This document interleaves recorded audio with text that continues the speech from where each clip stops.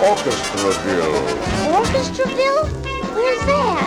You change 4 and 7 to 87? Oh, that view is tremendous. Blue sky. A landing was made this morning on the coast of France by troops of the Allied Expeditionary Force.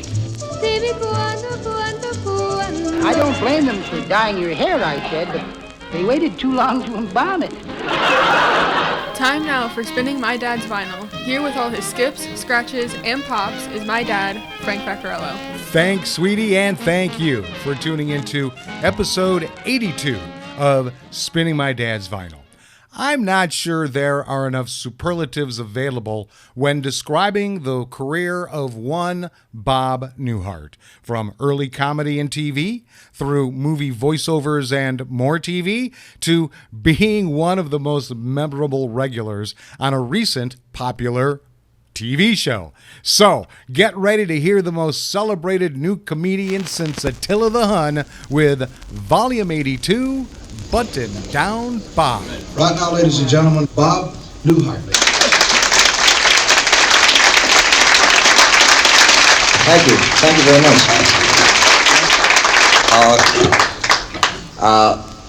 Many of you may have read The Hidden Persuasions. It's about advertising. And one of the points the book made was that the real danger of the public relations man or the advertising man was that they were creating images. And they felt that in the presidential campaigns, the candidates were really getting closer and closer together. There was no real difference between them, and you were really voting for the man. And this got me to thinking, supposing this science were as far advanced during the Civil War as it is today, and there was no Lincoln. Now, the advertising people, realizing this, would have had to create a Lincoln. And I think they would have gone about it something like this. This is a telephone conversation between Abe and his press agent just before Gettysburg. Hi, Abe, sweetheart, how are you, kid? How's Gettysburg? Sort of a drag, huh? Well, Abe, you know them small Pennsylvania towns. You seen one, you seen them all. Right. Listen, Abe, I got the note. What's the problem? You're thinking of shaving it off. Abe, don't you see that's part of the image? Right, with the shawl and the stovepipe at the string tie. Where's the shawl, Abe? You left it in Washington. What are you wearing, Abe? A sort of cardigan? Abe, don't you see that doesn't fit with the string tie and the beard? Abe, would you leave the beard on and get the shawl? Huh? Now, what's this about now? You're getting a lot of complaints on Grant's drinking, huh? Abe, to be perfectly honest with you, I don't see the problem. I mean, you knew he was a lush when you pointed him. You see that?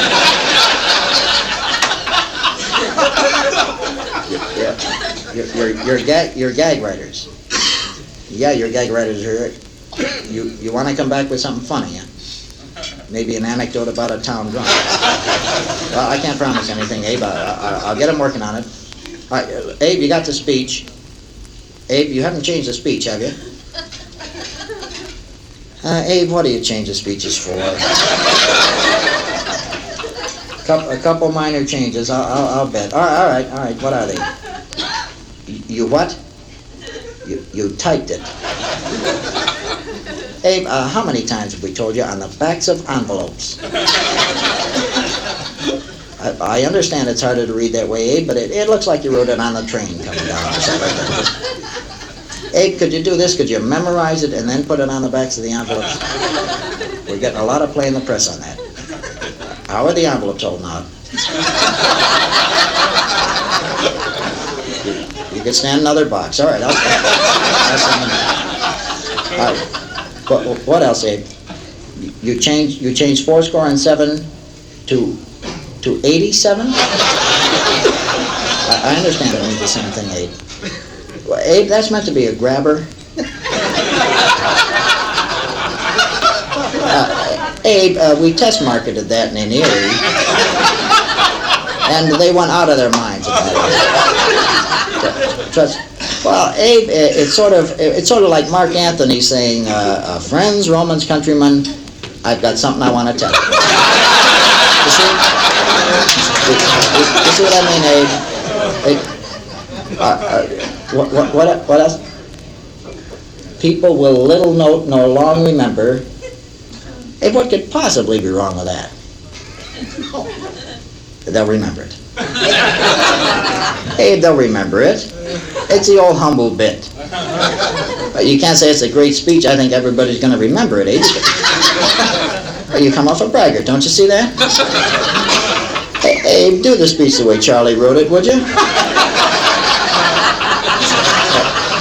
The inaugural address swung, didn't it? All right, anything else? You talk to some newspaper men. Abe, I wish you wouldn't talk to newspaper men. Well, you always put your foot in. No, that's just what I mean, Abe. No. You were a rail splitter, then an attorney.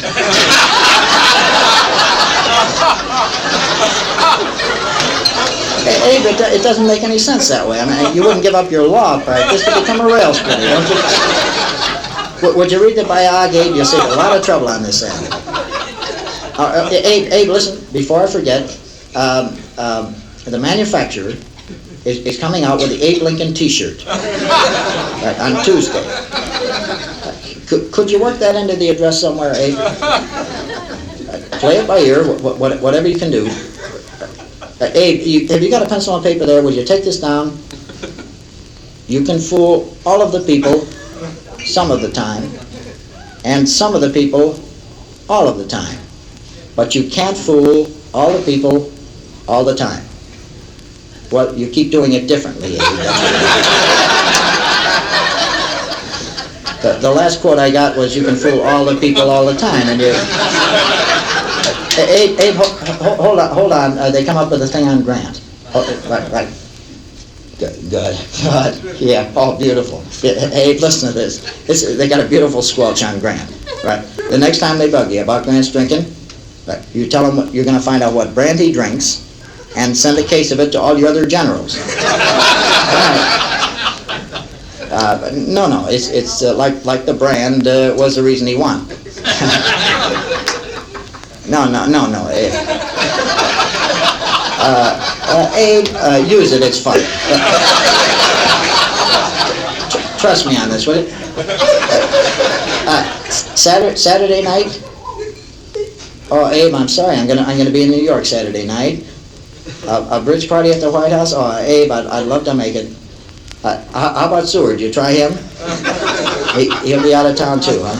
Oh, that's you and what's your name? Be home alone. Mary, be home alone, huh? Listen, Abe, why don't you take in a play? I'll be talking to you. So long.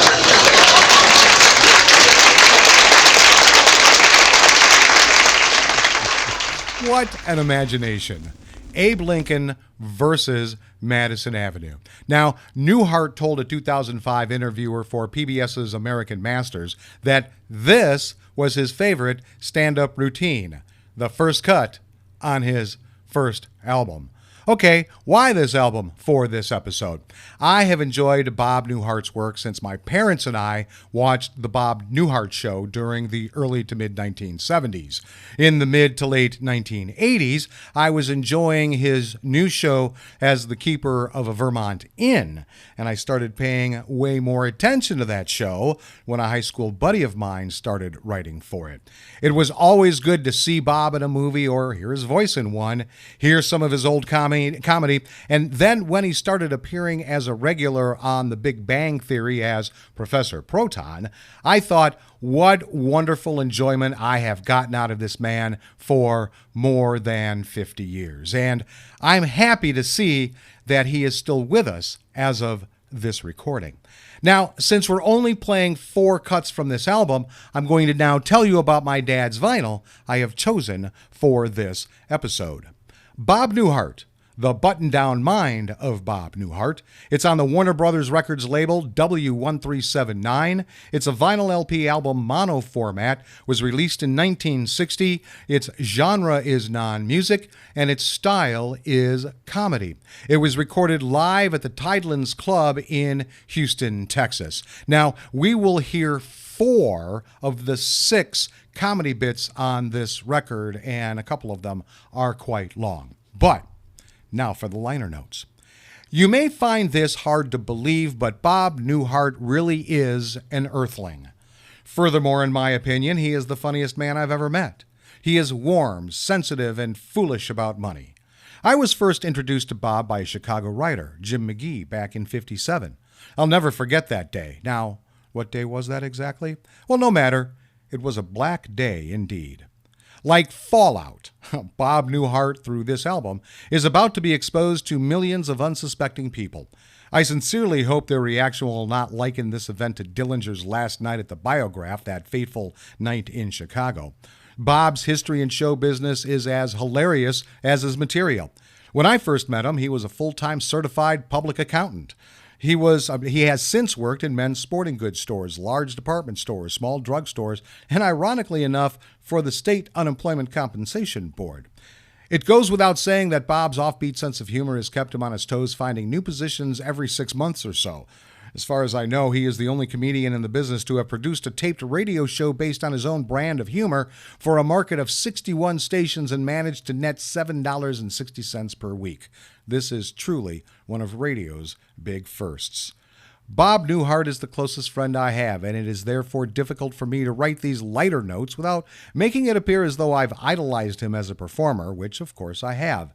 There was that warm day in June of last year, for example, when I watched Bob unconcernedly walk without breaking pace from Chicago to Michigan City, Indiana on a straight line. For those not familiar with the Chicago area, it had best be explained that the straight line runs directly across Lake Michigan. His steel trap-like mind has an uncanny way of detecting the humor in those day-to-day situations of life that most of us pass off as dull and let it go at that. Like all genuinely funny men, Bob overlooks nothing. Perhaps the best way to illustrate this is to recount the scene that took place in Warner Brothers' Chicago offices when Bob was first considered for a long-term contract. Before even going into any of his bits, his repartee and conversation kept the local Warner Brothers brass and myself up until 7 o'clock the next morning, after which we all repaired our stomach linings with liberal doses of Pepto-Bismol. Bob is a true craftsman in every sense of the word. His approach to humor is clean, as modern as tomorrow's newspaper, and funny as hell. If you pass him on the street, you will likely not recognize him unless you notice his 2 Afghan hounds, his red silk beret, his Harlequin sunglasses, or the fact that he is 9 feet tall.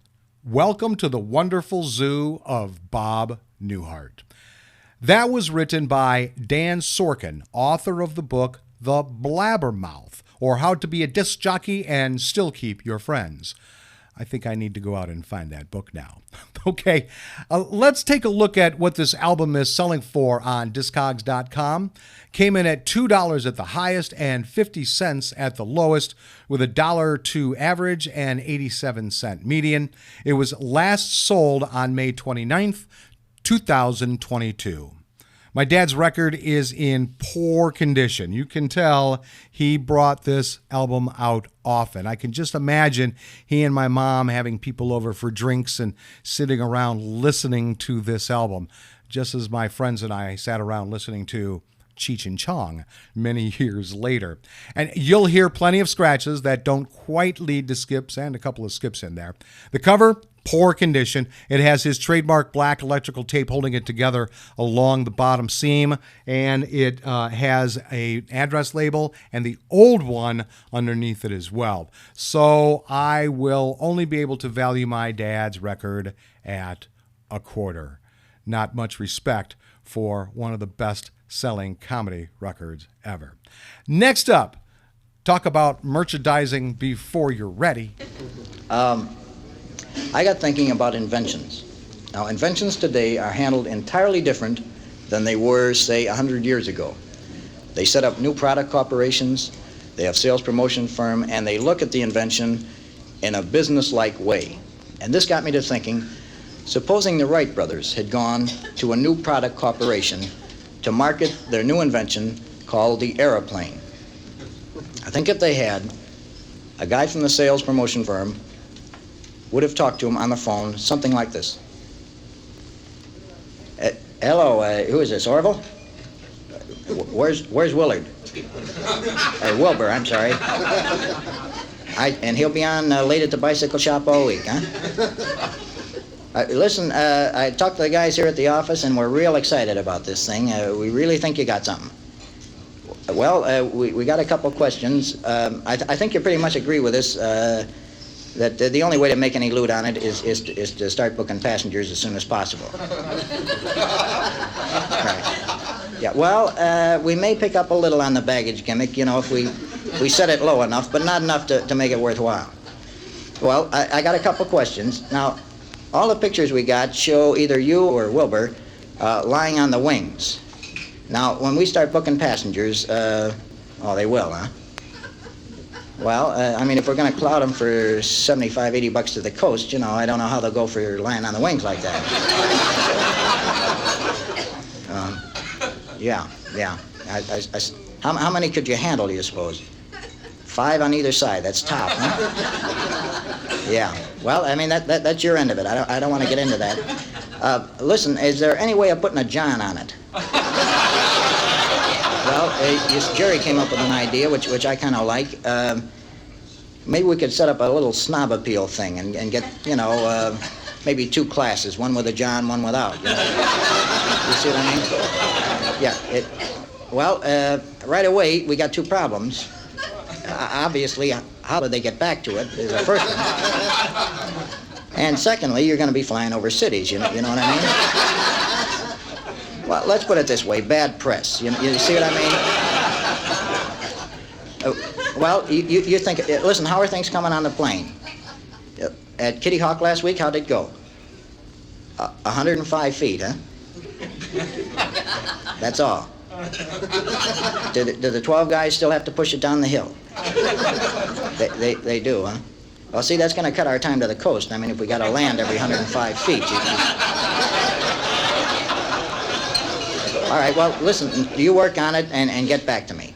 All right, I'll be talking to you, Orville. Goodbye.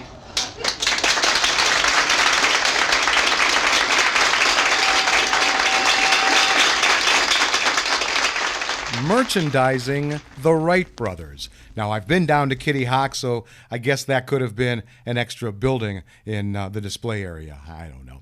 Okay, let's learn a little about the amazing story behind our featured artist. Now, there's no way I have enough time here to do his professional career justice. George Robert Newhart was born September 5th, 1929 in Oak Park, Illinois. He's an American actor and comedian, known for his deadpan and slightly stammering delivery style. After World War II, Newhart worked for United States Gypsum as an accountant. He later said that his motto, "That's close enough," and his habit of adjusting petty cash imbalances with his own money showed he did not have the temperament to be an accountant. In 1958, Newhart became an advertising copywriter for Fred A. Niles, a major independent film and television producer in Chicago. There, he and a coworker entertained each other with long telephone calls about absurd scenarios, which they later recorded and sent to radio stations as audition tapes. When the coworker ended his participation by taking a job in New York, Newhart continued the recordings alone, developing this type of routine. Dan Sorkin, a disc jockey at a radio station who later became the announcer's sidekick on Newhart's NBC series, introduced Newhart to the head of talent at Warner Brothers Records. The label signed him in 1959, only a year after it was formed, based solely on those recordings. Newhart expanded his material into a stand-up routine he began to perform at nightclubs. Newhart came to prominence in 1960 when this album of comedic monologues you are listening to, The Button-Down Mind of Bob Newhart, was released. It became a bestseller and the first ever comedy album to hit number 1 on the Billboard Pop Album chart. It remains the 20th best-selling comedy album in history. The follow-up album, The Button-Down Mind Strikes Back, was also a success, and the two albums held the Billboard number 1 and number 2 spots simultaneously. That's crazy. Newhart later went into acting, starring as Chicago psychologist Robert Hartley in The Bob Newhart Show during the 1970s, and then as Vermont innkeeper Dick Loudon on the 1980 series Newhart. He also had 2 short-lived sitcoms in the 1990s, Bob and George and Leo. Newhart had film roles such as Major Major in Catch-22 and Papa Elf in Elf. He provided the voice of Bernard in the Disney animated films The Rescuers and The Rescuers Down Under.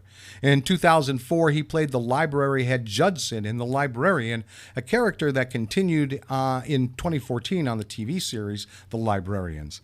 In 2013, Newhart made his first of 6 guest appearances on The Big Bang Theory as Professor Proton, for which he received his first Primetime Emmy Award on September 15th, 2013. And what a great character that was. Bob will celebrate his 93rd birthday in September. Now, let's just say, as the father of a 16-year-old, I feel this next character's pain. As I said, there was a thing in the paper tonight about documentaries, and I've had an idea for a long time for what I think is a wonderful documentary, which has everything. For instance, you go to work, you come home at night, and you never really think about it. It's mechanical, it's routine.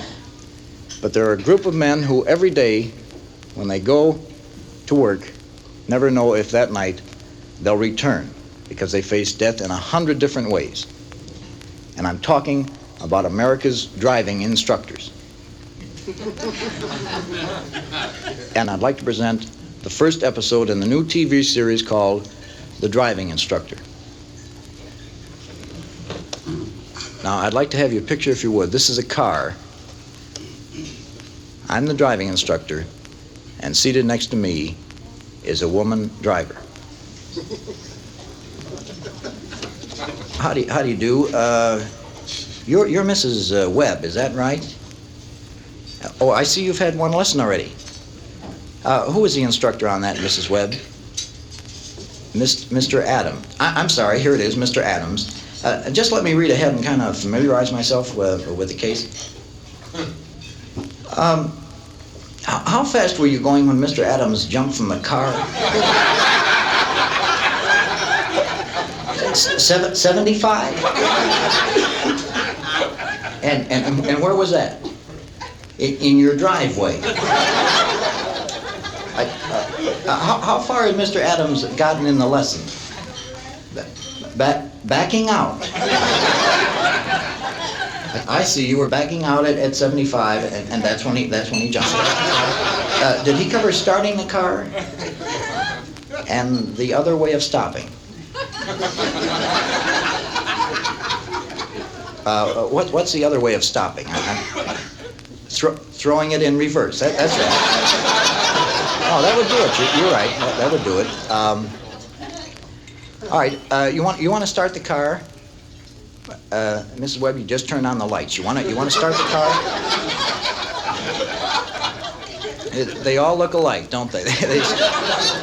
I don't know why they design them that way. All right. Let's pull out into traffic. Now, what's the first thing we're going to do before we pull out into traffic? What did Mr. Adams do before he let you pull out into traffic? Well, I mean, besides praying, let's say. No, what I had in mind was checking the rear view mirror. You see, we always want to check the rear view. Don't pull out! Please don't cry. I'm sorry. But there was this bus, Mrs. Webb. All right, the lane is clear now. You want to pull out? Oh, no, that wasn't bad at all. You might try it a little slower next time. All right, let's get up a bit more speed and gradually ease it into second. Well, I didn't want to cover reverse this early, but as long as you've shifted into it, of course you're nervous. I'm nervous. I'm not just saying that. I'm really very nervous. Well, just don't pay any attention to their honking. You're doing fine. You're not blocking anyone's lane. No, as long as you're here on the safety island, you're not blocking anyone's lane. All right, you want to start the car? While you're turning the lights off, why don't you turn off the heater? All right, there we are. Let's get up a bit of speed. That's the way. Now let's practice some turns. The important thing on turns is not to make them too sharp. Just kind of make a gradual. Oh, now that was fine. That was a wonderful turn. It's hard for me to believe you only had 2 lessons after you make a turn like. Are you sure you haven't had more now? Well, I find that very difficult to believe. One little thing. This is a one-way street. Well, no, actually it was partially my fault, you see, but you were in the left-hand lane and you were signaling left, and I just more or less assumed you were going to turn left. Same to you, fella.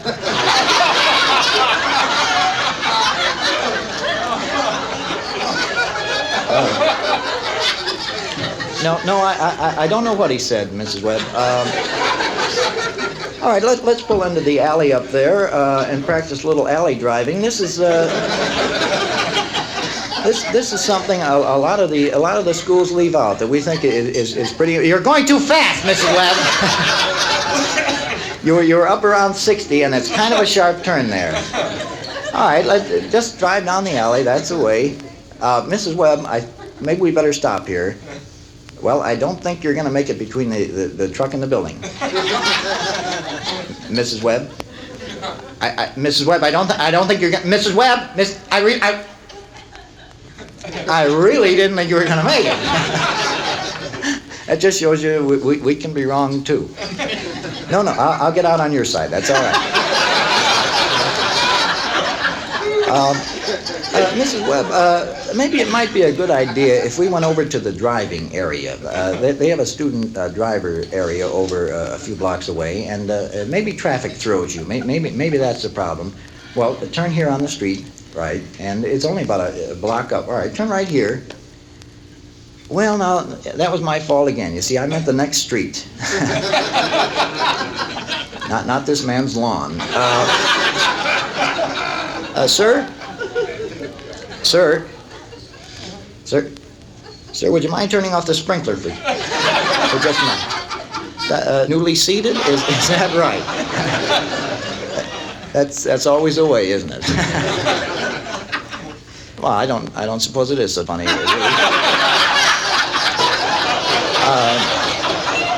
All right, Mrs. Webb, you want to back out and get off the man's creeping bend, is that right?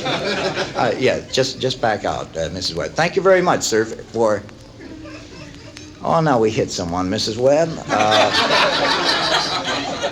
Remember, you're going to watch the rear view mirror. Remember, we covered that. The red light blinded you. The flashing red light blinded you. The flashing red light on the car you hit blinded you.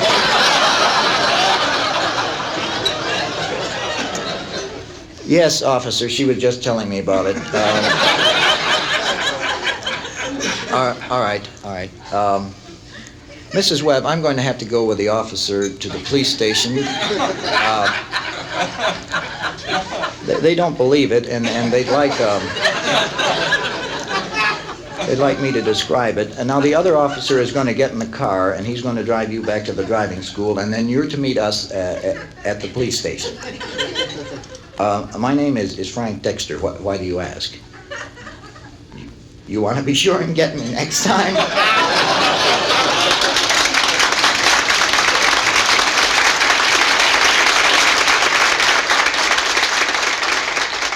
It's The Driving Instructor, a pilot script for a new TV series. Time now for this episode's interesting side note, and it has to do with how a high school friend of mine made the final scene of Newhart one of the most memorable series finales in TV history. From 1982 to 1990, Newhart starred in his second hit sitcom called simply Newhart. He played the character Dick Loudon, a Vermont-based innkeeper who finds himself surrounded by strange employees, neighbors, and competitors, including Larry, Darryl, and Daryl, who I worked with during a charity event in 1985. My friend Dan is now an Emmy Award-winning TV writer and producer. His Emmys are with Cheers, Frasier, and Modern Family. But before that, he worked with his longtime idol Bob Newhart on Newhart. He and I had always stayed in touch, and he called to tell me to make sure I was watching the last episode of Newhart because there was going to be some real fun.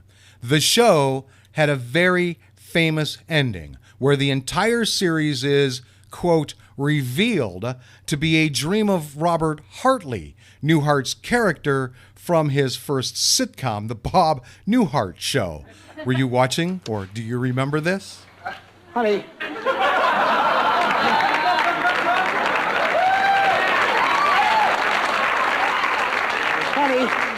Honey, wake up. You won't believe the dream I just had.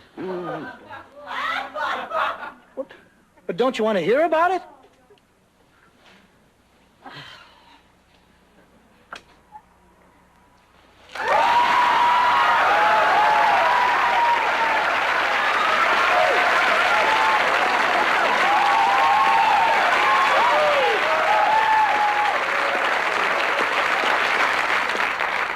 All right, Bob.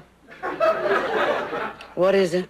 I was an innkeeper in this crazy little town in Vermont. I'm happy for you. Good night. Nothing made sense in this place. I mean, the maid was an heiress. Her husband talked in alliteration. The handyman kept missing the point of things. And then there were these 3 woodsmen, but only one of them talked. That settles it. No more Japanese food before you go to bed. People still talk about it. The ending is still referenced in popular culture. It was all my friend Dan's idea. And I love hearing him tell the story about how he presented it to the other writers and producers. He also got me on as an extra on Cheers a year later. But that's another story for another time. Well, I hope you enjoyed this episode as much as I enjoyed bringing it to you. There can't be many Americans alive today that haven't heard, seen, or at least heard of Bob Newhart. It was a real joy listening to this album that kicked off this incredible career that has entertained all of us for so long. And I'm really glad my dad had it in his collection. Now, let's take another phone call. I got thinking about baseball and how games are marketed today. You know, you go to a game manufacturer and they figure everything out and decide whether the game is right for the public or not, and then they market it. And it got me to thinking, supposing Abner Doubleday had called one of the game manufacturers with this new invention of his called baseball.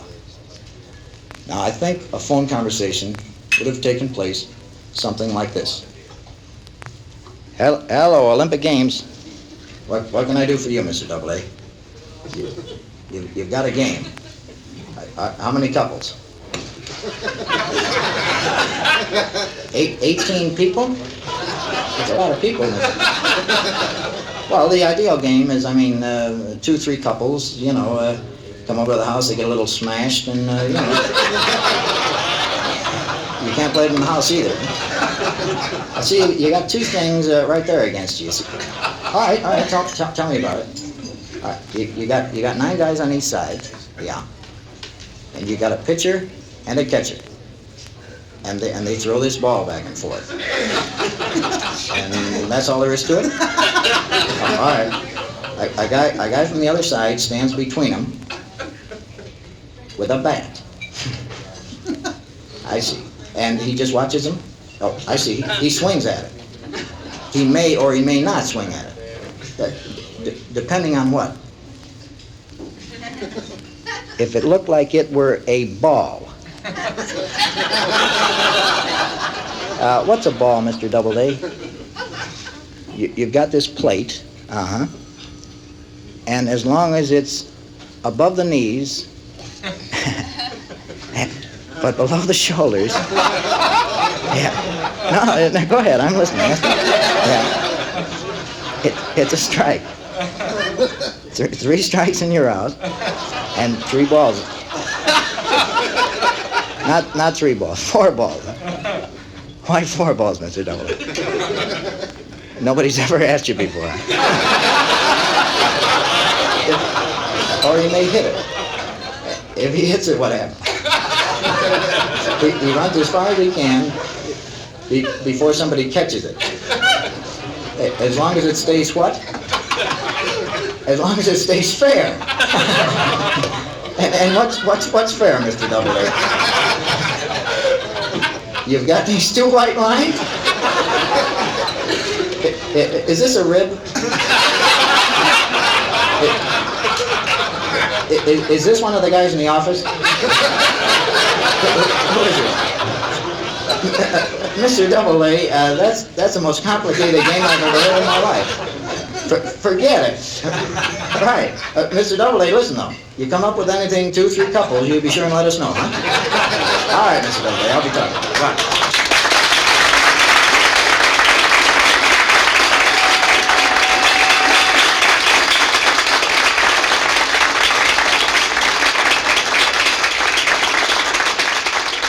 Well, when you put it that way, nobody will ever play baseball. And there you have selections from the first ever comedy album to hit #1 on the Billboard Pop Album Chart. So thanks for tuning into Volume 82, Button Down Bob However You Did. If you want more information about this show, head over to spinningmydadsvinyl.com. I will be back next week with all my skips, scratches, and pops for a 78 RPM Sunday with Volume 83, Toscanini Conducts Berlioz. Until then, go with the flow, my friends.